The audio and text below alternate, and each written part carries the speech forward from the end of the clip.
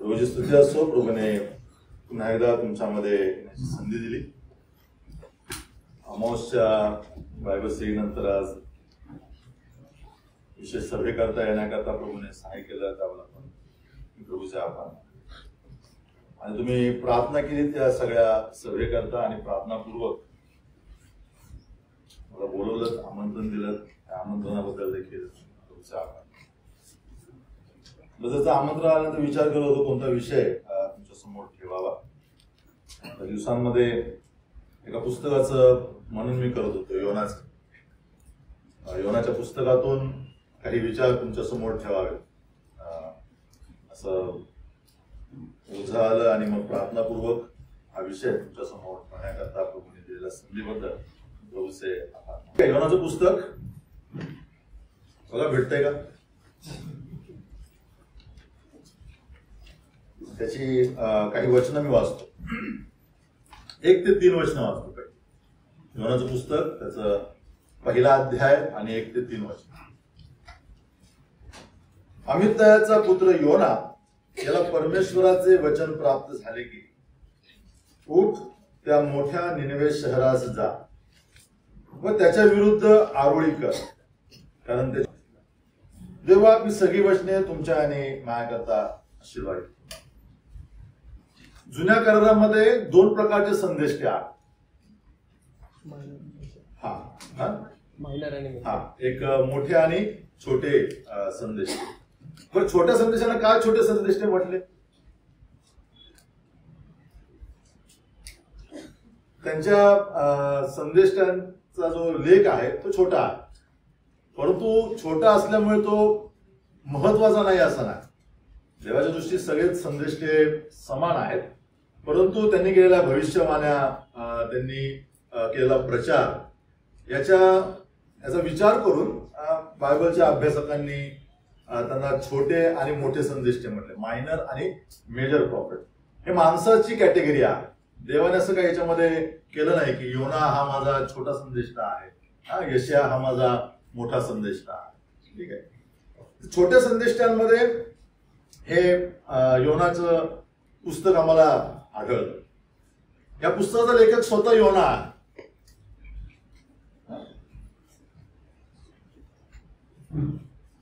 किती लोकांनी पुस्तक वाचलेलं आहे योना या वर्षामध्ये? कोणीच वाचलं नाही या वर्षी. इतकं दुर्लक्षित पुस्तक आहे. म्हणजे अनेकदा आम्ही पुस्तक वाचतो, योना हा माहिती आहे मासा, पुढे जाते. अशा प्रकारे ह्या पुस्तकाकडे पाहण्याची एका विश्वासणाऱ्यांची प्रवृत्ती बनलेली आहे, आणि त्यामुळे वारंवार हे पुस्तक दुर्लक्षित राहिलेलं आहे. परंतु प्रभू येशू ख्रिस्ताने ह्या योनाविषयी आपल्या सार्वजनिक सेवेमध्ये असताना उल्लेख केलेला आहे. आणि म्हणून हे पुस्तक आणि योनाचं चरित्र तुमच्या आणि माझ्याकरता अतिशय महत्वाचं आहे. योनाचं पुस्तक आम्हाला देवाच्या दयेविषयी, देवाच्या द्वारा मिळणाऱ्या आशेविषयी आणि इशाऱ्याविषयी शिकवतो. आपण या 3 दिवसांमध्ये या पुस्तकातून हे मुद्द्यांकडे लक्ष देणार आहोत. योनाच्या पुस्तकाला जुन्या करारातील याकोबाचं पुस्तक म्हटलेलं आहे. जुन्या करारातील याकोबाचं पुस्तक किंवा याकोबाचं पत्र म्हटलेलं आहे. एक प्रकारे योनाचं पुस्तक हे आत्मचरित्र आहे. किती लोकांना माहिती आहे आत्मचरित्र म्हणजे काय? इंग्लिश मध्ये विचार, आत्मचरित्र म्हणजे काय? ऑटोबायोग्राफी म्हणजे लायब्ररी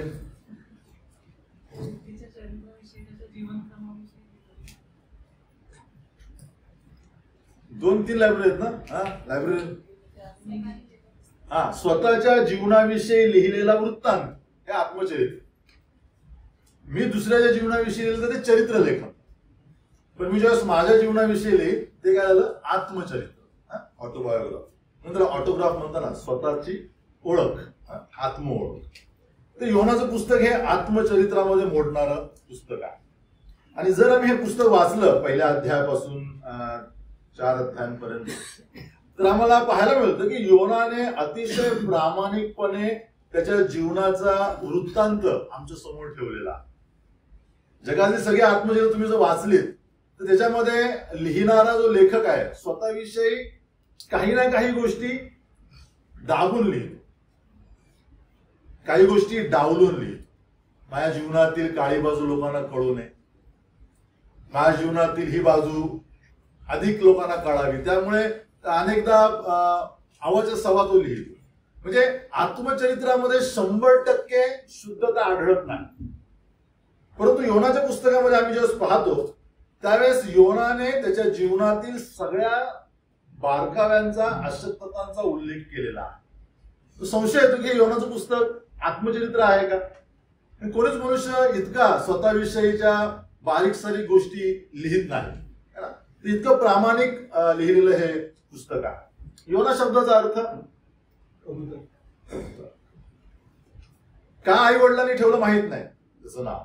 कदाचित त्यांना कबुतराच्या स्वभावाविषयी माहिती असावं. जुन्या काळातील आई वडील ज्यावेळेस मुलांची नावं ठेवत त्यावेळेस विशेष उद्देश डोळ्यासमोर ठेवून नावं ठेवत असत. योनाच्या आई वडिलांनी का नाव ठेवलं योना याचा विषय माहित नाही. परंतु एका सेवकाने असं म्हटलं की योना शब्दाचा अर्थ कबूतर आहे, आणि म्हणून जसं कबूतर वारंवार उडतं एका ठिकाणाहून दुसऱ्या ठिकाणी, तसा योना आम्हाला एका ठिकाणाहून दुसऱ्या ठिकाणी पळताना किंवा जाताना दिसतो. म्हणजे कबुतराचा एक स्वभाव योनाच्या जीवनात आम्हाला पाहायला मिळतो. आणि म्हणून या स्वभावामुळे अनेकांनी त्याला फरार संदेष्टा म्हटलं. फरार संदेष्टा, फरार हा शब्द आरोपीला लावला जातो ना. गुन्हेगार जेव्हा पळतात पोलिसांपासून त्यावेळेस त्यांना डिक्लेअर केलं जातं की हे फरार आहे, आपल्या ठिकाणी आढळत नाही. म्हणजे ज्या ठिकाणी तो व्यक्ती हवा होता योना, त्या ठिकाणी देवाला तो आढळला नाही किंवा आम्हाला दिसत नाही तो. आणि म्हणून त्यावेळेस काही लोकांनी त्याला उपमा दिली की हा कसा आहे, हा फरार संदेष्टा. बघा, अनेकदा देव आमच्या जीवनाविषयी देखील उपमा लावू शकतो. ही बहीण फरार बहीण आहे, कसं वाटेल आहे का? हा भाऊ फरार भाऊ आहे. काही मंडळीतले वडील फरार असतात, काही मंडळीतले सेवक फरार असतात. त्याचा अर्थ ज्या ठिकाणी प्रभूची अपेक्षा आहे त्यांनी असायला हवं त्या ठिकाणी ते नसतं. योनाला सांगितलं तू निनिवेत जा, योना गेला तार्शिशला. तो निनिवेत न जाता तार्शिशला गेला, त्याच्या या स्वभावाला फरार म्हटलेला. अनेकदा आम्ही आमच्या जीवनात तेच करत असतो. प्रभूची जी इच्छा आहे ती न करता ज्यावेळेस आम्ही आमच्या मनाप्रमाणे जातो, देव आम्हाला नक्की हा शब्द वापरतो, तू फरार आहेस, फरार बहीण आहेस, फरार बंधू आहेस, तू फरार काय आहेस, पुढारी आहेस. अनेकांना हे वचन किंवा ही उपमा लागू पडते आजच्या काळात. बघा, पहिल्या वचनामध्ये आम्हाला, आपण प्रस्तावना पाहतो, पुन्हा पहिल्या वचनाकडे येणार आहोत, परंतु त्या ठिकाणी ज्या वडिलांचं नाव आम्हाला दिलेलं आहे, अमित्तयाचा पुत्र. अमित्त या शब्दाचा अर्थ आहे सत्य सांगणारा, ट्रुथ टेलर, सत्य को बताने वाला. आता या ठिकाणी आम्हाला पाहायला मिळतं की संदेष्टाच्या वडिलाचं नाव काय आहे, सत्य सांगणारा. नक्कीच वडिलाकडून काही ना काही गोष्टी आपल्या मुलापर्यंत पोहोचलेल्या आहेत. अमित्तयाने काही ना काही आपल्या मुलाला सांगितलं म्हणून तो संदेष्टा आहे. जर आम्ही राजेंचं पुस्तक वाचलं तर आम्हाला त्या ठिकाणी योनाच्या सेवेचा वृत्तांत पाहायला मिळतो. जरी विस्तृत नसला दिला तरी त्याने सेवा केलेली आहे. देवाने सांगितलं जा, त्या ठिकाणी गेलेला आणि वचन सांगितलंय किंवा आपलं काम त्याने पूर्ण केलंय. याचा अर्थ अमित्तयाकडून योनाकडे काही ना काही गोष्टी आलेल्या आहेत. अमित्तयाने त्याला शिकवलं की तू संदेष्टा आहेस किंवा तू माझा पुत्र आहेस, तर तू सत्य सांगणारा असावास. संदेष्टाच्या ठाई हा गुण असणं आवश्यक आहे, सत्य सांगणारा. बरं, हा स्वभाव केवळ संदेष्टांपुरताच मर्यादित नाही. हा स्वभाव आजच्या मंडळीतल्या प्रत्येक भावाकरता आणि बहिणीकरता लागू आहे, प्रत्येक विश्वासणाऱ्याकरता लागू आहे. आम्ही सत्य देवाचे उपासक आहोत आणि म्हणून आमच्या ठाई सत्य असणं आवश्यक आहे. सत्य असण्याचा अर्थ विश्वासणाऱ्यांच्या जीवनशैलीविषयी हे वचन आम्हाला सांगतं. म्हणजे मी मंडळीमध्ये असताना काही नियमांचं पालन करत असेल, हॉलमध्ये बसल्यावर 4 बंधूंच्या समोर, 4 कुटुंबियांच्या समोर. परंतु मंडळीच्या बाहेर गेल्यानंतर माझ्या खासगी जीवनामध्ये कदाचित मी सत्य डावलत असेल देवाच्या वचनात. तिथे गडबड आहे. 4 भिंतीमध्ये बसून नियमाप्रमाणे गाणी म्हणणं, नियमाप्रमाणे बोलणं, शिस्तबद्ध बसणं, वागणं हे सोपं आहे आणि हे सहज आहे. परंतु या 4 भिंतीच्या बाहेर गेल्यावरती माझ्या जीवनामध्ये मला कळालेलं सत्य आचरण करणं ही कठीण गोष्ट आहे. अनेक विश्वासणारे त्या ठिकाणी अपयशी होतात. तर हा मुद्दा आम्हाला सांगतो की अमित दयाने त्याला सांगितलं की तू सत्य सांगणार असला पाहिजे.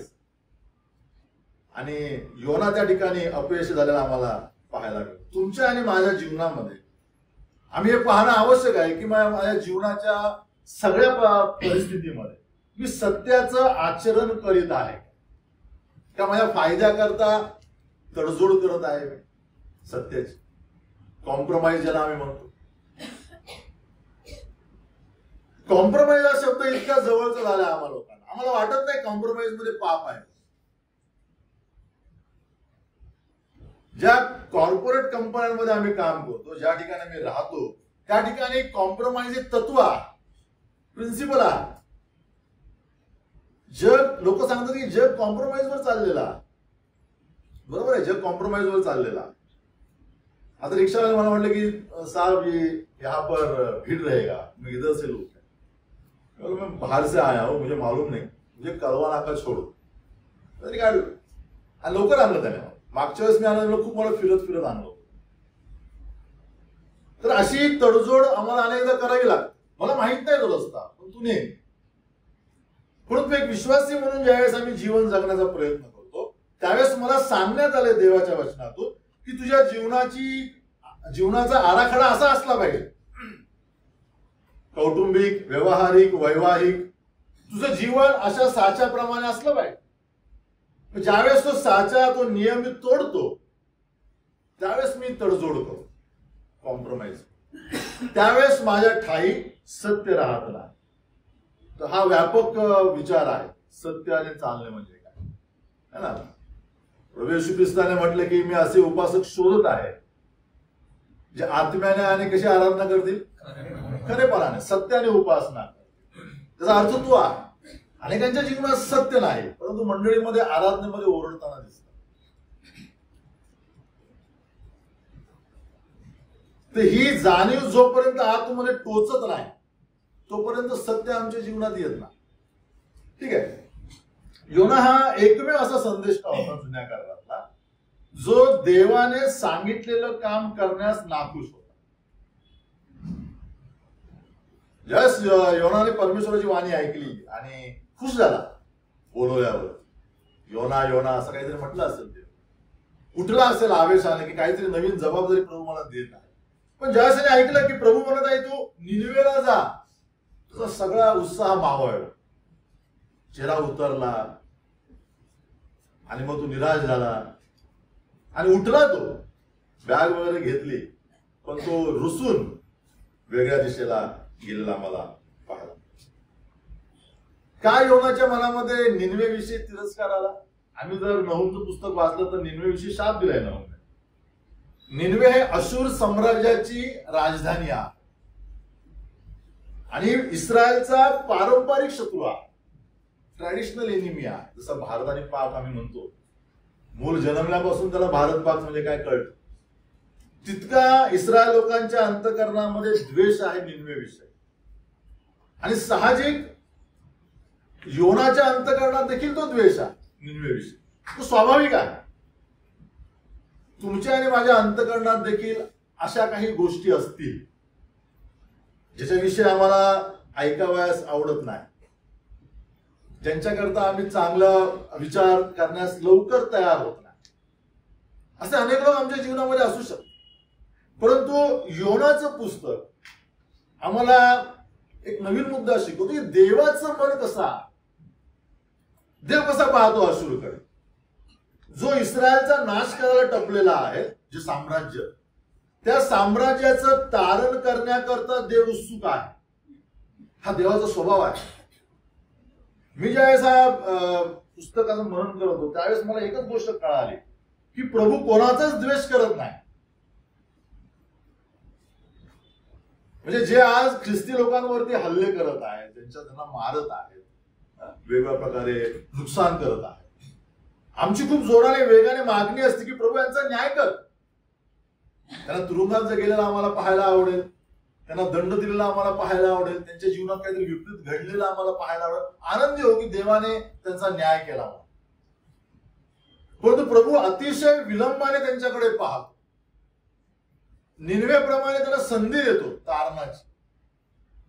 आम्हाला वाटतं की आमच्या प्रार्थना ऐकल्या जात नाही. देवाचं मन जर आम्हाला कळालं, निनवेबाबत देवाचं मन काय आहे, तर प्रार्थना करताना आम्हाला देवाचं मन आठवेल की जे लोक आमचा द्वेष करतात त्यांचा सूड घे म्हणून म्हणण्याकरता आम्ही लवकर तयार होणार. तर हा प्रभूचा स्वभाव आम्हाला योनाच्या पुस्तकातून पाहायला मिळतो.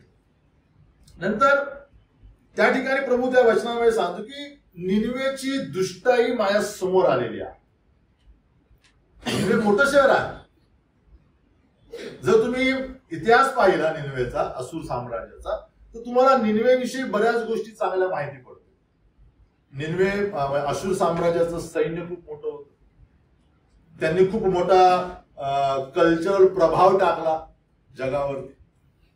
त्यांच्या धर्माचा प्रभाव आला, त्यांच्याकडनं कला आली, आर्ट वगैरे, म्युझिक, या सगळ्या गोष्टींचा परिणाम जगावरती झालेला आहे. तर जगातील इतिहासकार आम्हाला ती माहिती देतात. परंतु देव ज्यावेळेस निनवेकडे पाहतो त्यावेळेस तो काय पाहतो? त्याने त्याचं सैन्य पाहिलं नाही. त्यांनी देवाने निनवेचं कल्चरल मोठेपण पाहिलं नाही, त्यांचं आर्ट पाहिलं नाही. देवाला त्यांच्यामध्ये एक गोष्ट दिसली की हे यांच्या जीवनात दुष्टाई खूप आहे. आम्हाला पुस्तक सांगतं की देव ज्यावेळेस एका व्यक्तीकडे पाहतो त्यावेळेस तो काय पाहतो? अनेक विश्वासांना असं वाटत असेल कदाचित आम्ही माणसं ज्या लोकांकडे पाहतो त्यावेळेस आम्ही त्यांच्या जीवनामध्ये काही चांगल्या गोष्टी पाहत असतो. त्यांचं घर पाहत असतो, त्यांचं शिक्षण पाहत असतो, त्यांच्या जीवनात आलेले भौतिक आशीर्वाद आम्ही मोजत असतो, पाहत असतो. पण एक गोष्ट आमच्या नजरेआड राहते ती आम्हाला दिसत नाही. परंतु ज्यावेळेस प्रभू आमच्याकडे पाहतो, प्रभू आमच्या जीवनातील भौतिक गोष्टी पाहत नाही, त्याला आमची दुष्टाई देखील दिसते. जसं तो आमचं वैभव पाहतो, आमची प्रगती पाहतो, मग आर्थिक असेल, तुमची एज्युकेशनल प्रगती असेल, करिअर असेल, हे जसं पाहतो तसं आमच्या जीवनातील काय पाहतो? पाप देखील तो पाहतो. म्हणून विश्वासाने सावध राहणं आवश्यक आहे. मी उन्नत होत चाललेलो आहे एका अंगाने. माझं कुटुंब, माझी परिस्थिती, माझा आर्थिक भार, माझं जीवन सगळं काही. पण त्याचबरोबर देवाचं दृष्टी, देवाचं लक्ष माझ्या अशा अंगावरती आहे, माझ्या आध्यात्मिक अंगावर. ही जाणीव आम्हाला निनवेचा तपशील देतो. देवाने निनवेकडे पाहिलं आणि म्हटलं की योना, निनवेची दुष्टाई माझ्या समोर आलेली आहे. परमेश्वर काय पाहतो? जगाकडे पाहताना, राष्ट्राकडे पाहताना, माणसांकडे पाहताना, ते आम्हाला योनाचं पुस्तक सांगतं. आणि म्हणून योना निनवेत जाण्यास उत्सुक नव्हता. अनेकदा आम्ही देखील अनेक ठिकाणी जाण्यास उत्सुक नसतो. आम्हाला अनेक गोष्टी आढळतात. योनाचं पुस्तक मनन केल्यावरती आम्हाला काही गोष्टी पुनर्विचार करण्याकरता प्रभू मदत करेल. तुमच्या जीवनात जर अशी काही अडखळणं असतील तर प्रभू आम्हाला सहाय्य करेल. योनाच्या पुस्तकामध्ये काही गोष्टी आहेत. योनाचं पुस्तक दोन व्यक्तींच्या व्यक्तिमत्वाविषयी सांगतं. तुम्ही नोट्स काढत असाल तर लिहा. प्रथम देवाचं व्यक्तिमत्व.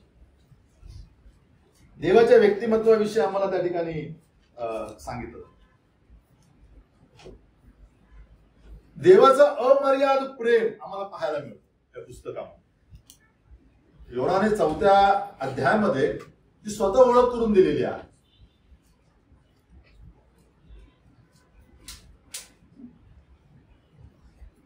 बघा ते वचन वाचतो, 4था अध्याय 2रं वचन. तो परमेश्वराला विनंती करू लागला की योनाचा 4था अध्याय आणि 2रं वचन, हे परमेश्वरा, मी आपल्या देशात होतो तेव्हा हे माझे म्हणणे होते की नाही? म्हणूनच मी तार्शिशास पळून जाण्याची त्वरा केली. मला ठाऊक होते की, आता बघा, तू कृपाळू, कनवाळू, मंदक्रोध, दयासंपन्न, अरिष्ट आणल्याबद्दल अनुताप करून घेणारा असा देव. योनाला देवाचं व्यक्तिमत्व माहित आहे. हे जे वचन आहे, योनाने हा मुद्दा उचललाय निर्गमच्या 34व्या अध्यायातून 6व्या वचनात, ज्यास मोशेने विनंती केली देवाला की देवा तुझं तेज मला दाखव. देव त्याला म्हणाला की तू माझं तेज पाहणार नाहीस, पण तू मला पाठमोडा पाहशील. आणि यावेळेस देवाने पाठमोडा तो मोशे समोर चालला त्यावेळेस देवाने घोषणा केली. ती ही घोषणा आहे, म्हणजे देवाने आपल्या व्यक्तिमत्वाविषयी मोशेला कळवलं की मी कसा आहे, मी कनवाळू आहे, मी अनुताप करणारा, मी दयासंपन्न आहे, हजारो पिढ्यांवरती क्षमा करणारा मी देवा. हा स्वभाव देवाने त्याचा त्या ठिकाणी प्रकट केलेला आम्हाला पाहायला मिळतो. परराष्ट्रीयांचं तारण करण्याकरता उत्सुक असणारा देव आम्हाला या ठिकाणी दिसतो. अतिशय छोटं पुस्तक आहे योनाचं, परंतु अतिशय मर्यादित शब्दांमधून योनाने परमेश्वराचं व्यक्तिमत्व तुमच्या आणि माझ्यासमोर ठेवलेलं आहे. एक घटना ठेवली निनवेची आणि देवाचं व्यक्तिमत्व आमच्या समोर ठेवलेलं आहे. बघा, योनाला त्याच्या ह्या कारकिर्दीमध्ये देवाच्या स्वभावाची ओळख झालेली आहे. योना आम्हाला शिकवतो की आमच्या जीवनाच्या प्रवासाचा हा उद्देश असावा की ज्याची उपासना आम्ही करतो, ज्याची आराधना आम्ही करतो, त्याचे काही स्वभाव आम्हाला कळणं आवश्यक आहे. आता बघा आपल्या जीवनामध्ये की आम्हाला या आमच्या प्रवासामध्ये प्रभूचे काही व्यक्तिगत पातळीवरती स्वभाव कळलेले आहेत. कॉन्फरन्समध्ये जाऊन आम्हाला अनेक गोष्टी ऐकायला मिळालेल्या आहेत. देव सर्वसमर्थ आहे, देव ज्ञानी आहे, या गोष्टी आम्हाला शिकवलेल्या आहेत, किंवा आम्ही अभ्यास करतो तर आम्हाला देवाचे स्वभाव गुण कळलेले आहेत. त्याच्याविषयी नाही म्हणत. व्यक्तिगत पातळीवरती मला हे कळलेलं आहे का? व्यक्तिगत पातळीवरती मी अनुभव घेतलेला आहे का की देव कणवाळू आहे, देव ऐकणारा आहे? तर ही आमच्या जीवनाचं लक्ष असलं पाहिजे. पौल म्हणतो की मला ख्रिस्ताचं परिज्ञान झालं, इफिसच्या पत्रामध्ये म्हणतो 3ऱ्या अध्यायात. परिज्ञानाचा अर्थ मनुष्याच्या बुद्धी सामर्थ्याच्या पलीकडलेली गोष्ट देवाने मला पवित्र आत्म्याद्वारे प्रकट केली आणि ती त्याने लिहिली. म्हणजे आणि म्हणून प्रार्थना करतो 3ऱ्या अध्यायामध्ये 19व्या वचनामध्ये की तीच अंतचक्षु या विश्वासाला दे ज्याच्याद्वारा ते देवाला ओळखतील. म्हणजे तुमच्या आणि माझ्या जीवनाचा हा उद्देश आहे की आम्ही प्रभू येशू ख्रिस्ताच्या अद्भुत गुणांना व्यक्तिगत पातळीवरती ओळखावं. ती मोठी उपलब्धी आहे आमची, ती मोठी अचिव्हमेंट आहे, जरी जगाला दिसत नसली तरी. दुसरी गोष्ट आम्हाला पाहायला मिळते. पहिली गोष्ट देवाचं प्रेम किंवा देवाचा कणवाळूपणा. दुसरं व्यक्तिमत्व देवाच्या स्वभावातलं आम्हाला पाहायला मिळते, देव सहनशील आहे. बायबलमध्ये अनेक ठिकाणी देवाची सहनशीलता आम्हाला सांगण्यात आलेली आहे. पण या ठिकाणी योनाच्या पुस्तकामध्ये देवाने आपल्या सहनशीलतेला प्रकट केलेला. योना फरार झाला, योना नाही म्हणून मी काय करतो आता, निनवेला जाळून टाकतो. नाही, देवाचा जो मनोदय आहे निनवे विषयीचा तो पुरा करण्याकरता देवाने वेळ घेतला. देवाची सहनशीलता आम्हाला पाहायला मिळते. तो अपार सहनशील आहे, आमच्या मर्यादेच्या पलीकडे त्याची सहनशीलता आहे. आणि म्हणून अनेकदा विश्वासणारे धैर्य करतात, देवाच्या सहनशीलतेचा गैरफायदा घेतात. लवकर ताळण येत नाही देवाचा आमच्यावर. आणि म्हणून विश्वासणाऱ्यांना बळ मिळतं की मी काय करावं, बंडखोरी करावी देवाच्या विरोधात. परंतु मी केलेल्या पापाचा परिणाम या कालखंडात या वर्षांमध्ये आला नाही, याचा अर्थ देवाने माझ्याकडे दुर्लक्ष केलं असं होत नाही. तो सहनशील आहे. तुमचं नातं तुटलेलं आहे ज्यावेळेस तुम्ही पाप केलेलं आहे त्या ठिकाणी. ते कुठलाही पाप असेल, सैद्धांतिक असेल, व्यक्तिगत पातळीवरती असेल, देवाला वेदना दिलेली आहे आम्ही. आता जोपर्यंत मी देवाबरोबर माझं नातं आणि माझ्यामुळे दुखावलेल्या लोकांबरोबर नातं नीट करत नाही, तोपर्यंत ती जोड होत नाही. त्याचा परिणाम मी नरकात वगैरे जाणार नाही, परंतु देवाबरोबर तुटलेलं नातं मला अनेक गोष्टींना मुकायला लावतं. विश्वासाने ह्या गैरसमजुतीमध्ये आहेत की मी हे करून कसं आहे नीट आहे, काही आलं नाही माझ्या जीवनात. मी अनेकांना पाहतो असं, त्यांच्या जीवनात पश्चाताप नाही. त्यांच्या चुकीच्या गोष्टीमुळे अनेकांच्या जीवनामध्ये समस्या आल्या, परंतु त्यांनी पश्चाताप केला नाही. देवाकडे आणि त्या व्यक्तीबरोबर नातं नीट करण्याचा देखील प्रयत्न केला. ते नीट आहेत, संपन्न आहे. याचा अर्थ देवाने त्यांना क्षमा केली असं नाही होत. देव अतिशय सहनशील आहे. आम्ही त्याच्या सहनशीलतेचा फायदा घेऊ. जर मी व्यक्तिगत पातळीवरती जाणतेपणे अजाणतेपणे देवाचं नुकसान केलेलं आहे, मनुष्याचं नुकसान केलेलं आहे, मला नातं देवाबरोबर आणि माणसाबरोबर नीट करणं आवश्यक आहे, तोपर्यंत मी भाकर घेऊ शकत नाही. मी सांगतो मंडळीमध्ये की देवाबरोबर देवाकडे पश्चाताप केलेला, परंतु ज्या व्यक्तींमुळे माझ्यामुळे जे व्यक्ती दुखावलेल्या आहे, ज्यांचं नुकसान झालंय भावनिक, आर्थिक, मानसिक, आध्यात्मिक, त्यांच्याबरोबर माझं नातं नीट झालेलं आहे. अर्धवट काम करून आम्ही भाकर मोडताना दिसतो. ही समस्या आजच्या मंडळांची आहे, ही समस्या आजच्या विश्वासदारांची आहे आणि अनेक अंगांमध्ये ते अपयशी आहेत. आध्यात्मिक दृष्ट्या ते फलद्रूप नाही. तिसरा मुद्दा देवाच्या व्यक्तिमत्वातला आम्हाला पाहायला मिळतो, तो म्हणजे देवाचं नियंत्रण आम्हाला या पुस्तकामध्ये दिसतं. तो सार्वभौम देव आहे. सार्वभौम शब्दाचा अर्थच आहे की या सृष्टीमध्ये अशी कोणतीच गोष्ट नाही की तिच्यावरती देवाचं नियंत्रण नाही. योनाच्या पुस्तकामध्ये आम्हाला सगळ्या गोष्टी पाहायला मिळतात. त्याचं समुद्रावरती नियंत्रण आहे, त्याचं लाटांवर नियंत्रण आहे, त्याचं माशावर नियंत्रण आहे, त्याचं सूर्यावरती नियंत्रण आहे, त्याचं एका वेलीवरती नियंत्रण आहे, एका किड्यावरती नियंत्रण आहे, त्याचं निनवेच्या माणसांवरती नियंत्रण आहे. असं नियंत्रण जगातील कुठल्या व्यक्तीचं नाही, कुठल्या राष्ट्रावर. प्रभूचं नियंत्रण आम्हाला पाहायला मिळतं. तो अतिशय सामर्थ्याने भरलेला देव. दुसरा व्यक्ती आम्हाला पाहायला मिळतो या पुस्तकामध्ये, तो स्वतः योना. योनाच्या व्यक्तिमत्वातले अनेक गोष्टी आम्हाला पुस्तकात दिसतील. आपण ते पाहू या 4-5 सत्रात. ज्यावेळेस मी पुस्तक उघडतो त्यावेळेस आम्हाला पहिला एक विरोधी सूर योनाच्या जीवनातून मिळतो. विरोधी व्यक्तिमत्व पाहायला मिळतं. अरे, देवापासून पळणार, देवाचं आज्ञापालन करण्यास टाळाटाळ करणार. आम्ही खूप योनाविषयी बोलू शकतो. तो असा पळाला, तो तसा पळाला, की आमच्या जीवनाकडे आम्ही बघितलेलं आहे. गेल्या 15-20 वर्षांमध्ये मी किती वेळा देवाच्या आज्ञांपासून पळालेले आहे. बघा जरा आपल्या अंतःकरणात, जीवनामध्ये डोकं. अनेकदा देवाने मला या गोष्टी सांगितलेल्या आहेत, मी पळ काढलेला. मंडळीतून मला अनेक गोष्टी देवाच्या वचनातून समजलेल्या आहेत की अशा प्रकारे मला केलं पाहिजे, म्हणून मी पळ काढलेला. योना तुमचं आणि माझं चित्र आहे.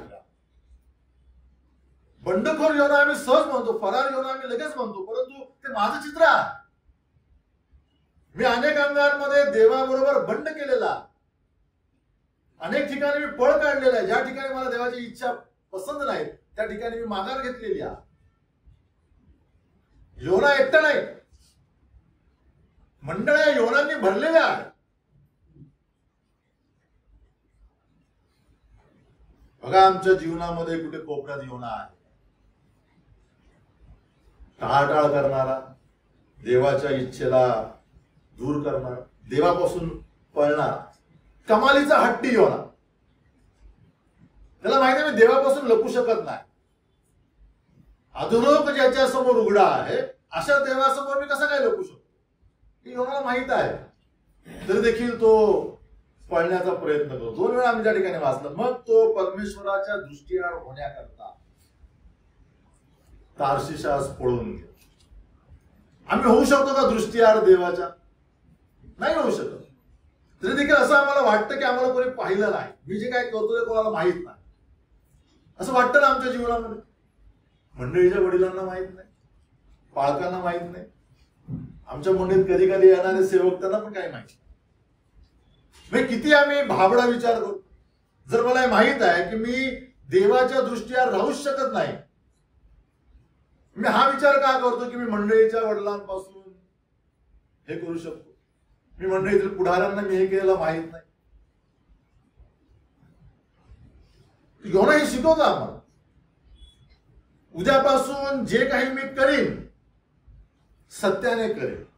कारण जर काही मी असत्याने करण्याचा प्रयत्न केला तर नक्कीच मंडळीतल्या वडिलांना कळणार नाही. परंतु ज्याच्या दृष्टीआड मी होऊ शकत नाही त्याला सगळ्या गोष्टी माहीत आहेत. योनाच्या पुस्तकामध्ये कुठली भविष्यवाणी नाही आम्हाला पाहायला मिळत, परंतु माशाच्या पोटातील त्याचे 3 दिवस 3 रात्रीचा जो कालखंड आहे ती सगळ्यात मोठी भविष्यवाणी आहे. प्रभू येशू ख्रिस्ताच्या घटनेचा उल्लेख त्याच्या वधस्तंभावरील मरणाचं आणि पुनरुत्थानाचं रहस्य सांगण्याकरता केलं. तरी देखील यहुद्यांनी योनाकडे गंभीरपणे पाहिलं नसतं. योनाच्या व्यक्तिमत्वामध्ये आम्हाला त्या गोष्टी पाहायला. नंतर पुस्तकाचा आशय आम्हाला पाहायला. देवाची इच्छा हा आशय पुस्तकाचा, गॉड्स विल. संपूर्ण 4 अध्याय देवाच्या इच्छेवर आधारलेले आहेत. मागच्या एका रविवारी आपण स्तोत्र 143 वरती मनन केलं होतं, आहे का लक्षात? त्याच्यामध्ये स्तोत्रकर्ता देवाच्या इच्छेला जीवनात खूप मूल्य देतो. चार्ल्स स्पर्जन यांनी असं म्हटलं, ज्यावेळेस तुम्हाला देवाची इच्छा कळते त्यावेळेस ती तुम्ही विचारपूर्वक पूर्ण केली पाहिजे. ज्यावेळेस तुम्हाला देवाची इच्छा कळते त्यावेळेस तुम्ही ताबडतोब पूर्ण केली पाहिजे.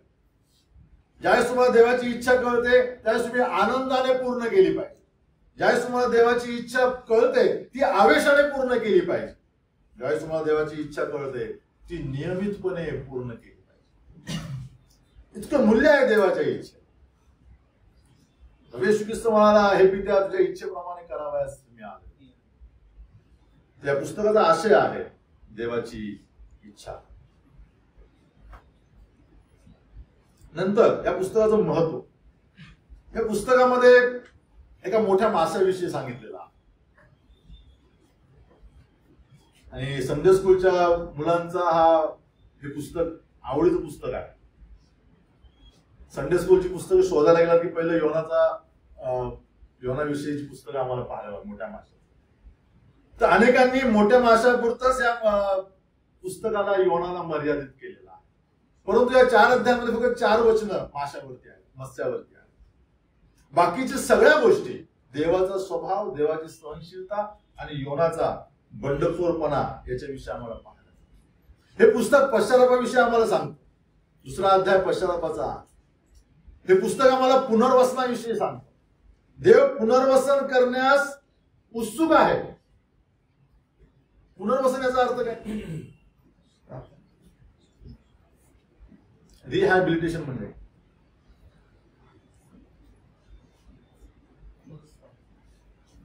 बीएमसी वाले, बीएमसीचं काम आहे तोडायचं, पण नंतर रिहॅबिलिटेट करतात. जे उद्ध्वस्त झालेलं आहे त्याला पुन्हा बांधून देण्याचं काम. पुण्यामध्ये बीएमसीच्या लोकांनी ते बंगले तोडले, खूप मोठा वाद झाला त्या ठिकाणी. कोर्टात गेले लोक आणि कोर्टाने आदेश दिला की त्यांनी बीएमसीने काय करावं, त्यांचे पैसे नुकसान भरपाई द्यावी, रिहॅबिलिट करावं, त्याचं पुनर्वसन करावं.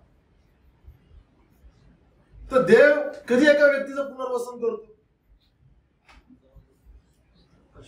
पश्चाताप केल्यावर. हे व्यक्ती जेव्हा पाप करते त्यावेळेस त्याचं नातं उद्ध्वस्त होतं देवाबरोबर, तुटतं, वेदना देते व्यक्ती पाप करून देवा. पण ज्यावेळेस ती पश्चाताप करते, प्रभू त्या व्यक्तीला पुन्हा त्या स्थानावरती प्रस्थापित करतो. जसं पाप व्हायच्या आधी त्या व्यक्तीकडे तो पाहत होता, आता तसंच पश्चातापाच्या नंतर त्या व्यक्तीकडे पुन्हा पाहता. ते योनाचं जीवन आम्हाला दाखवते की योनाचं पुनर्वसन देवाने या ठिकाणी केलेलं आहे. बघा, या पुस्तकामध्ये एक पाहायला मिळेल 3 अध्यायांमध्ये देव योनाचं पुनर्वसन करण्याकरता प्रयत्न करत आहे. शेवटच्या अध्यायामध्ये योनाचा उपयोग करत आहे निनवेच्या तारणाकरता, मिनिस्ट्री करता. ऍक्च्युअल मिनिस्ट्री 4थ्या अध्यायात आहे योनाची, परंतु 3 अध्यायांमध्ये योनाचं प्रिपरेशन आहे. या ठिकाणी जितके तरुण आहे, मंडळाच्या जबाबदाऱ्या सांभाळणारे लोक आहेत, त्यांच्याकरता हा महत्वाचा मुद्दा आहे. देव कुठलीही जबाबदारी बिना प्रिपेअर केल्याशिवाय देत नाही. अनेकांना वाटतं की मला हे दिलं नाही, मला ते दिलं नाही, मी इतके वर्ष मंडळीत बसलेलं, मला हे पाहिजे. नाही, देवाच्या दृष्टीने आम्ही तयार नसतो तर देव आम्हाला मरेपर्यंत काही जबाबदारी देत नाही. मी किती वर्ष मंडळीत बसलो त्याच्यावरती माझ्या जबाबदाऱ्या अवलंबून आहे. मला दिली गेलेली सेवा ही मी देवाने मला किती तयार केलेला आहे यावर अवलंबून आहे. देव सेवा देतो. आम्ही एक क्रायटेरिया लावतो. ती सरकारी कंपनी नाही किंवा सरकारी नोकरी नाही, मी इतके वर्ष गेले की मला प्रमोशन मिळालं पाहिजे. तुम्ही भांडू शकता सरकारला, मंडळीत नाही भांडू शकत. आमच्या आई वडिलांपासून आम्ही इथे आहोत, आमचे आई वडील इथे आहेत, मला ट्रेझरर बनवा, मला वडील बनवा, मला अजून काही बनवा नाही. या ठिकाणी देवाने योनाच्या जीवनामध्ये 3 अध्याय काम केलेलं आहे. देव मागे आहे योनाच्या, किती कालखंड आहे माहित नाही, आणि हा तयार झाल्यावरती आम्हाला 4थ्या अध्यायात योनाला सेवा दिलेली दिसते. तुमचं आणि माझं जीवन तसंच आहे. सेवेची जबाबदारी देण्यापूर्वी देव आम्हाला तयार करतो. विदाउट प्रिपरेशन देव आम्हाला जबाबदारी देत नाही. माणसं देतात जबाबदारी विदाउट प्रिपरेशन. माझा जावई आहे, माझा जवळचा, माझा हा आहे, माझा काका आहे, माझा मामा आहे, माझा पुतण्या आहे, तू हे कर, तू ते कर. नाही, देव जबाबदारी तशी देत नाही.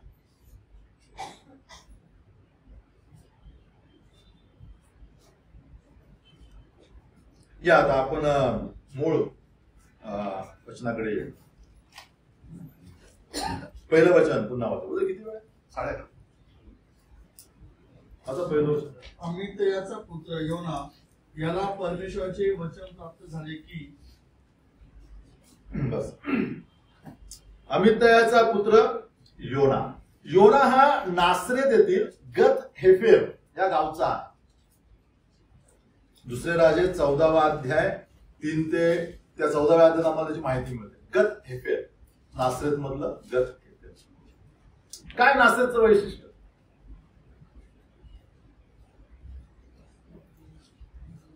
काय माझ्या डोळ्यात सगळे असे बघत. काय नासरेतचं वैशिष्ट्य काय? एक विशेष टिप्पणी आहे नासरेत.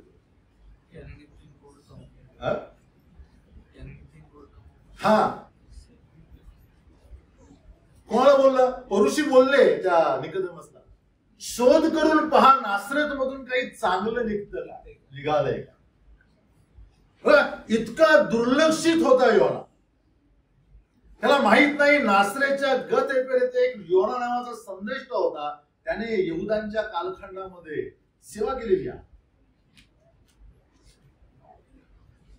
त्यावेळेच्या पुढाऱ्यांना माहित नव्हता योना. यहुदांना जे बसले होते मोशेच्या आसनावरती, प्रभू यांच्या विषयी म्हणतो, त्यांना माहित नव्हता योना.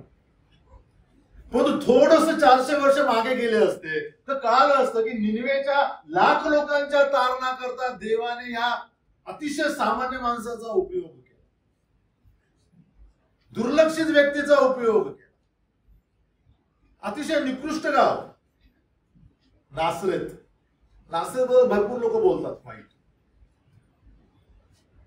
आणि म्हणून नासरेतकडे तुच्छतेने बघितलं त्या लोकांनी. अहो जाऊन बघा नासरेत मध्ये काय निकोदेमस तू म्हणतो, शोध करून बघ नासरेतून काही चांगलं निघलंय का. थोडे मागे गेले असते तर कळालं असतं. त्या ठिकाणी योना होता आणि योनाला देवाने त्याच्या गौरवाकरता वापरला. कदाचित योनाप्रमाणे तुमचं आणि माझं जीवन असू शकतं पुढे. इतके दुर्लक्षित, कदाचित मंडळीमध्ये दुर्लक्षित असू शकतं, कदाचित ऑफिसमध्ये दुर्लक्षित असू शकतं, तुमच्या कंपनीमध्ये दुर्लक्षित असू शकतं. टॅलेंट आहे सगळं. अनेकदा आम्ही अस्वस्थ होऊ शकतो या गोष्टीमुळे, की मला कोणी विचारत नाही, मला मूल्य दिलं जात नाही. पण एक गोष्ट आम्हाला या ठिकाणी पाहायला मिळते की जरी आम्ही या माणसांच्या आणि समाजाच्या दृष्टीने दुर्लक्षित असलो तरी देवाच्या दृष्टीने मूल्यवान आहे. काय सांगतं देवाचं वचन आम्हाला की प्रभू येशू ख्रिस्त आमच्याकरता वधस्तंभावरती अर्पण झाला.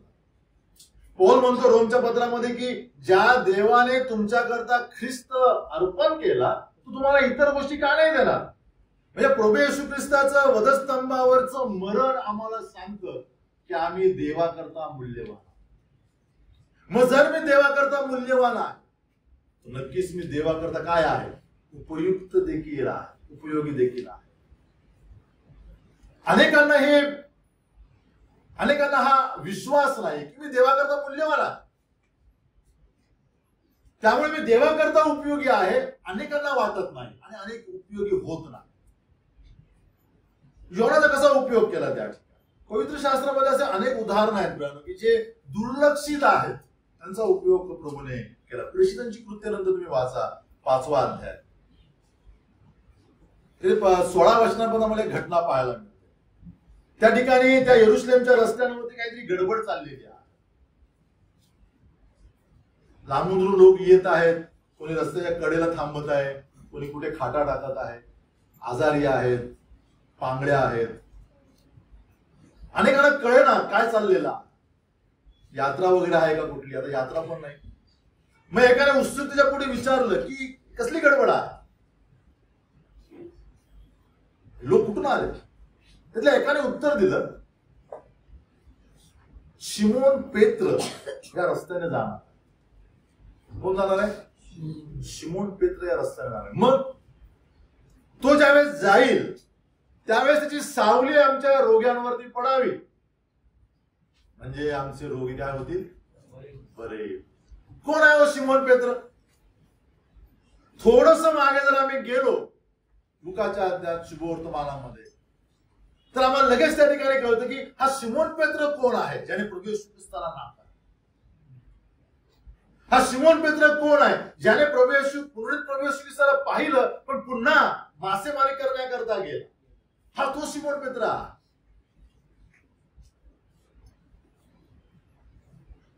ज्याच्याकडे दुर्लक्षित केलं गेलो परंतु प्रभू करता मूल्यवान असणारा हवे. प्रभूला जा माझी मेंढरे चाल, प्रभूला जा माझी कोकरे चाल. आणि आता किती सामर्थ्याने उपयोग 5व्या अध्यायात होताना दिसत होता. लोक म्हणाले की हा चालताना याची सावली आमच्या लोकांवर पडावी म्हणजे काय होतील, बरे. तुम्ही आणि मी कदाचित अतिशय निकृष्ट असू जगाच्या दृष्टीने. असं वाटत असेल की आम्हाला कोणी विचारत नाही, आमच्याकडे कोणाचं लक्ष नाही. परंतु ज्या वेळेस आम्ही प्रभूच्या हातामध्ये पडतो प्रभू आम्हाला अद्भुतरित्या उपयोगी पात्र बनवतो.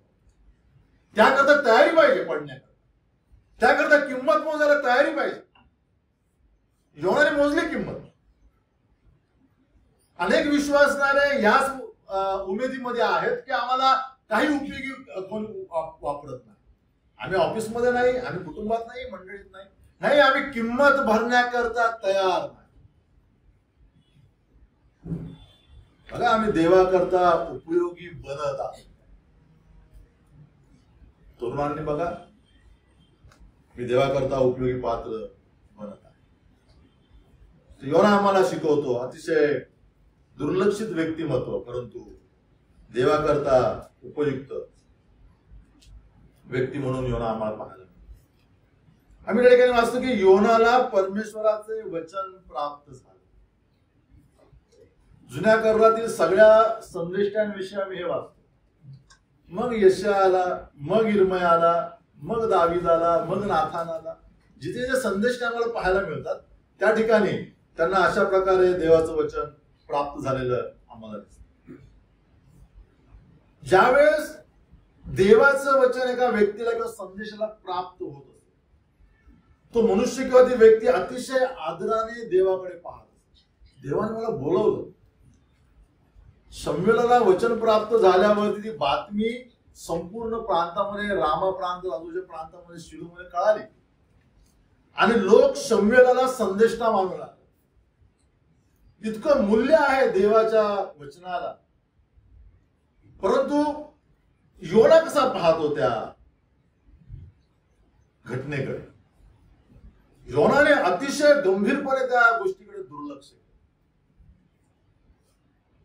ज्या देवाचं नाव आदराने यहुदी लोक उच्चारत नसत, यहोवा किंवा याह उच्चारत नाही.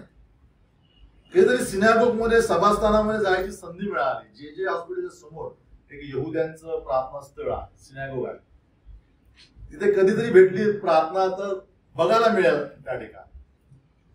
ज्यावेळेस ते गीत गातात, स्तोत्र गातात त्यांच्या भाषेमध्ये, आणि ज्यावेळेस त्या गाण्यामध्ये यहोवा हा शब्द येतो, ते यहोवा बोलतात, याह बोलतात.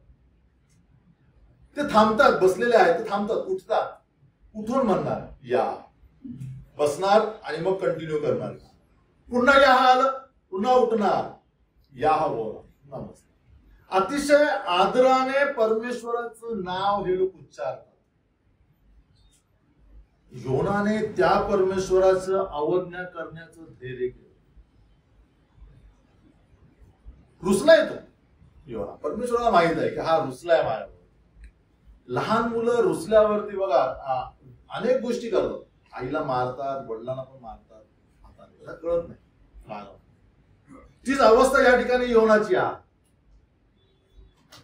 आणि प्रभू त्याच्याकडे अतिशय सौम्यतेने, अतिशय दयेने त्या योनाकडे पाहत आहे. दुसरं वचन म्हणा, उठ त्या मोठ्या निनवे शहरास जा व त्याच्या विरुद्ध आरोळी कर, कारण त्यांची दुष्टता मज पुढे आली आहे. बस. आम्ही योनाचं पुस्तक पाहिलं, योनाचं व्यक्तिमत्व पाहिलं. दुसऱ्या वचनामध्ये योनाचं पाचारण आहे. अतिशय महत्वाचा मुद्दा आहे तुमच्या आणि माझ्याकरता, बहिणींकरता, भावांकरता. जुन्या करारामध्ये जितके संदेष्टे आहेत, त्या संदेष्ट्यांची मालिका आम्हाला सांगते की आमच्या देवाचं अंतःकरण एका सुवार्तिकाचा, एका मिशनऱ्याचा. मिशनरी आमचा देव. त्याची इच्छा आहे की लोकांचं तारण व्हावं, लोक अंधकारातून आणि पापाच्या दलदलीतून बाहेर यावे. आणि म्हणून देव काय करतो? योनासारख्या लोकांना पाचारण. या ठिकाणी योनाचं पाचारण आम्हाला पाहायला मिळतं. अनेकदा पाचारण झाल्यावरती लोक आनंदी होत. योनाची तारंबळ उडाली. पाचारणामध्ये अशी एक गोष्ट होती जी योनाला अप्रिय होती आणि मग योना अस्वस्थ झाला. तुमच्या आणि माझ्याकरता अतिशय गंभीर गोष्ट. ज्यावेळेस पाचारण होतं त्यावेळेस देव आमच्या आवडीनिवडीनुसार पाचारण करत नाही. ज्यावेळेस पाचारण होतं ते देवाच्या इच्छेनुसार. म्हणून म्हटलं किंमत मोजावी लागते, त्याशिवाय आम्ही उपयुक्त होत नाही देवाच्या हातात. मी ठरवू शकत नाही की प्रभू तुम्हाला असंच पाचारण दे, हीच जबाबदारी दे. अनपेक्षित जबाबदाऱ्या देव आम्हाला देऊ शकतो, त्याकरता मी तयार असलं पाहिजे. पहिली गोष्ट आम्हाला या ठिकाणी योनाच्या जीवनातून पाहायला मिळते की योना अनपेक्षित पाचारणा करता तयार नव्हता. अनेकदा विश्वासणारे ना आवडीच्या कामाकरता तयार नव्हते. आहेत का आमच्यामध्ये अशी स्वभाव? हे माझ्या आवडीचं काम नाही, पण ते देवाचं काम आहे, पण माझ्या आवडीचं नाही. मग मी त्याकरता प्रार्थना करणार नाही, मी त्याकरता जाणार नाही, मी त्याकरता दान देणार नाही. आहे तसे नमुने. बघा आम्ही देखील अशा प्रकारे क्रायटेरिया केले असतील सेवेचे. देवाकरता सगळी सेवा आहे. आम्ही त्याच्याकरता वेगवेगळ्या प्रकारच्या डिव्हिजन्स करतो. योनाने डिव्हिजन केलं. पाचारणाचा जो शब्द आहे हिब्रू मध्ये आणि ग्रीक मध्ये, हिब्रू मध्ये जो शब्द आहे त्याला कारा म्हटलेला, QARA, आणि ग्रीक मध्ये जो शब्द आहे त्याला क्लेसिस म्हटलेला. दोन्ही शब्दांचे अर्थ सारखेच आहेत, कारा आणि क्लेसिस, म्हणजे आमंत्रण दे. पाचारणाचा अर्थ काय आहे? देव आमंत्रण दिल्यावरती आमंत्रण करता जो आहे, ज्याला आमंत्रण दिलेलं आहे, तो तयारी करतो आमंत्रणाच्या दृष्टीने. आम्ही सगळ्यांना आम्हाला वेगवेगळ्या प्रकारचे आमंत्रण येतात. लग्नाचं आमंत्रण येतं. मला बजारने 3 दिवसाकरता या ठिकाणी आमंत्रित केलं. 15 दिवसापूर्वी फोन आला. मी तयारी केली आमंत्रणाची. काल कळालं की घोडबंदरचा रोड बंद आहे 18 तारखेपर्यंत. माझ्या सोयीचा नाही आता कळवायला झाला. बदल मी येत नाही. मला दादर, वसईचं दादर, दादरवरनं ठाणा, ठाण्यावरून कळवा असं यावं लागेल. आमच्या पाचारणामध्ये अप्रिय गोष्टी असू शकतात. नेहमी सुव्यवस्था असेल असं काही. मी म्हटलं 1 तासामध्ये 9ला निघू, बसू ओलामध्ये, 10 वाजता येऊ, परत संपलं की इकडे जाऊ. अनेकदा आम्ही क्रायटेरिया करतो आमच्या पाचारण. देवाचं आमंत्रण अतिशय स्पष्ट आहे आणि ज्यावेळेस मी किंमत भरायला तयार होते त्यावेळेसच मी उपयुक्त होतो देवाकरता, अन्यथा नाही. आणि म्हणून तुमच्या आणि माझ्याकरता अतिशय महत्वाचा मुद्दा आहे की आम्ही पाचारणाकरता सिद्ध असणं आवश्यक आहे. जे काही पाचारण प्रभू मला दे, जे काही आमंत्रण प्रभू मला दे. गेले बदलचं लग्न पुण्याला झालं होतं. इकडे सगळे पुण्याला गेले. किती पाऊस पडला वगैरे. नंतर मी ऐकलं गाड्या 2 तास 3 तास लेट. 5चं लग्न कितीला लागलं? 7ला झालं. लोक बसले. आमंत्रण होत, पाचारण होत लग्नाचं. सहन केल्या लोकांनी. आले सर कळवाले, परत काय आलं, रावले 2 तास 5 निघून गेले, चला जाऊया परत. नाही गेलं लोकांनी. देवाच्या सेवेवर आम्ही असं. अनेकांनी असं केलेलं. देवाच्या पाचारणाला आम्ही अतिशय सहज किंवा पाचारण नेहमी असाधारण असतं देवाचं. माझं पाचारण वेगळं आहे, दुसऱ्या भावाचं पाचारण वेगळं आहे. तुलना आम्ही करू शकत नाही त्या पाचारणाला. पण ते प्रत्येकाकरता असामान्य आहे, युनिक असं पाचारण असतं. दुसरी गोष्ट, पाचारणाच्या मागे निश्चित उद्देश आहे. त्याला त्या ठिकाणी का पाचारण केलं? देवाचा उद्देश आहे. या बंधूला या ठिकाणी का पाचारण केलं? देवाचा उद्देश त्याच्यामध्ये आहे. पाचारणाच्या मागे सेवा दडलेली आहे. कुठेही असू दे, देवाच्या पाचारणाचा उद्देश आहे माझी सेवा व्हावी. पाचारण केल्यावरती देव त्या व्यक्तीला तयार, बिना तयारी करता देव त्या व्यक्तीला पाठवत नाही. बेजबाबदार नाही आमचा देव. मंडळीतील पुढाऱ्यांनी या गोष्टीचे लक्ष ठेवणं आवश्यक आहे. आम्ही कोणाला सेवेकरता पाहतो? आम्ही कशा लोकांना सेवेकरता पाहतो? तयार आहेत काय ते सेवेकरता? इक्विप झालेत काय ते?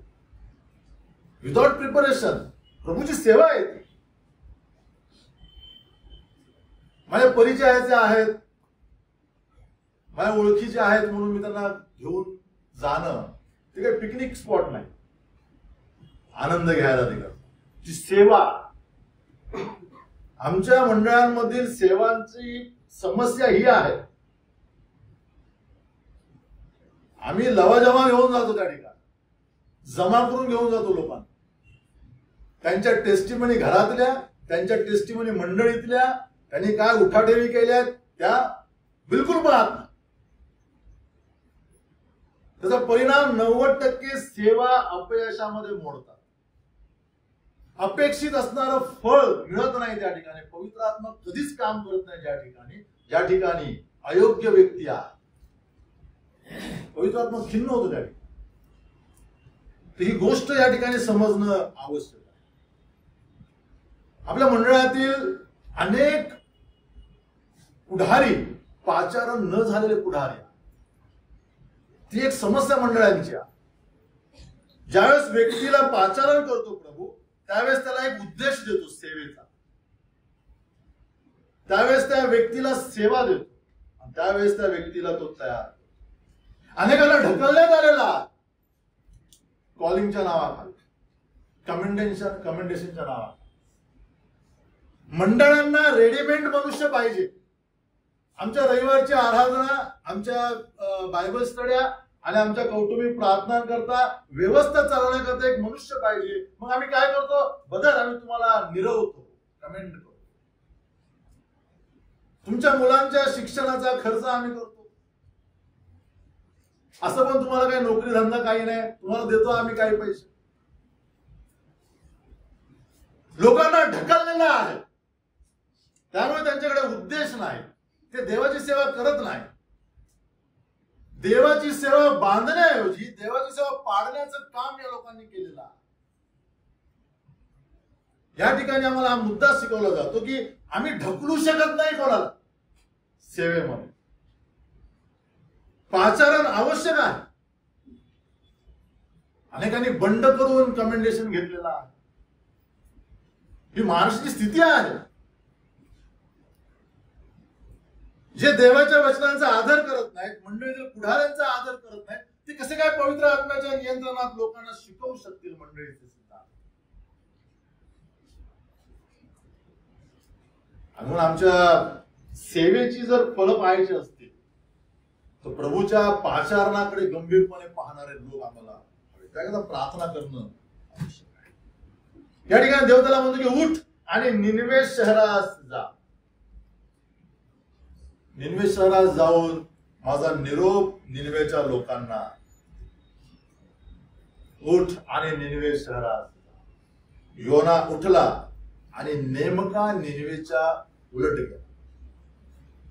तुमच्या आणि मनोवृत्ती कशी असली पाहिजे? पवित्र शास्त्रामध्ये काही उदाहरणं आहेत ज्यांना देवाने बोलवलं आणि त्यांनी काय केलं. देव एलियाला म्हणाला उठ सार्प देते जा. कसा गेला एलिया? अतिशय आवेशाने. उठ करिंत ओळाजवळ जा, त्या ठिकाणी तुला मी पाणी आणि भोजन दे. काही तक्रार न करता देव शमूएलला म्हणाला उठ आणि या दावीदाला काय कर? अभिषेक.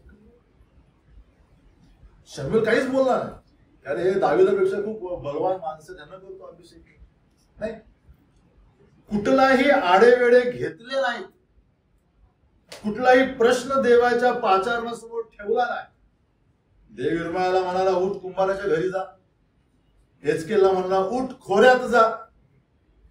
सगळीकडे आम्ही पाहतो की ते उठले आणि त्यांनी दिलेली जबाबदारी पूर्ण केली. योना उठला आणि नेमका देवाच्या इच्छेच्या विरोधात उठला आणि कुठे गेला?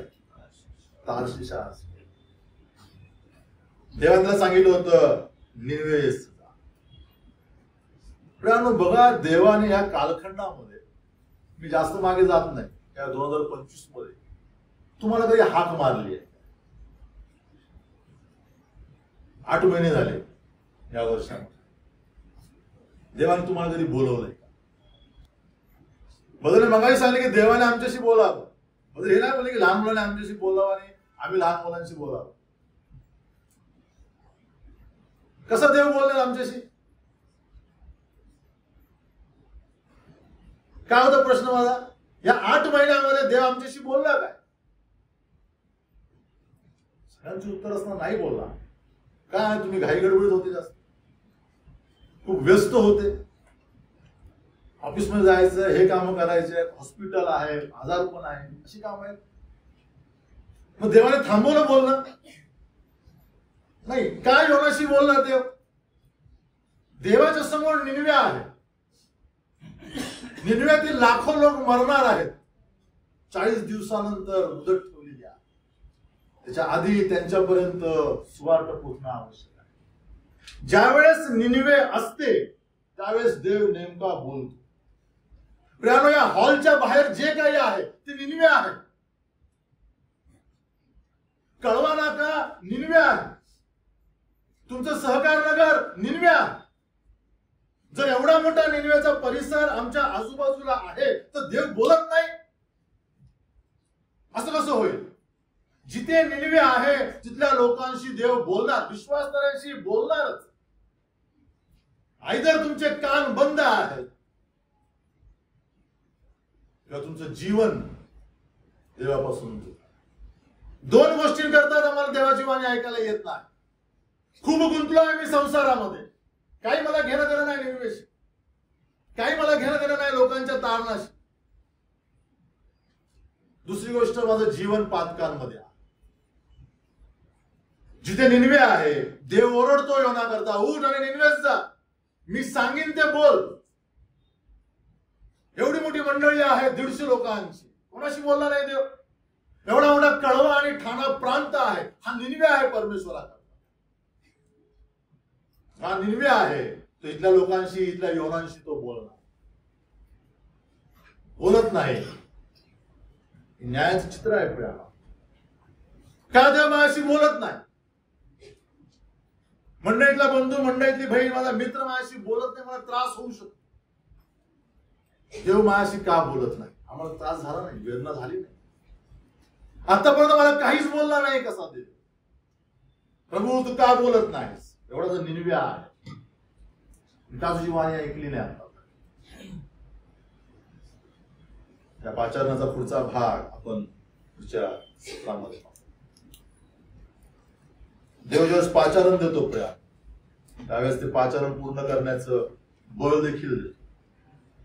फक्त आम्ही तयार असणं आवश्यक आहे. जर आम्ही नैतिक दृष्ट्या, आध्यात्मिक दृष्ट्या तयार नाही, तर आम्हाला देवाचे शब्द आमच्या कानामध्ये ऐकायला येणार.